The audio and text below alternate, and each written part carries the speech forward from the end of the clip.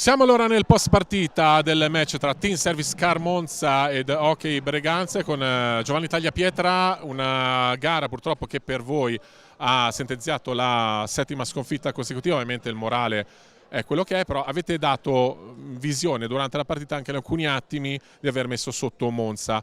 C'è comunque uno spunto positivo da cui ripartire dalla gara di questa sera a Seregno? Beh sì, sicuramente abbiamo messo tutto in pista, abbiamo cercato di fare il meglio che potevamo. È vero, è la settima sconfitta, ma dobbiamo tenere la testa bassa, lavorare e continuare ad andare avanti. Prossima gara avrete in casa Castiglione, sabato 22, un match davvero molto importante. Ripartite sicuramente con quegli sprazzi di gioco che si sono visti. Su cosa pensi che sarà occasione di lavorare il focus in settimana? Beh, sicuramente per noi con il Castiglione sarà una partita fondamentale per rimanere attaccati il più possibile. In settimana dobbiamo sicuramente migliorare il lato difensivo, che caliamo a volte, e niente, continuare a lavorare. Perfetto, grazie mille. Grazie.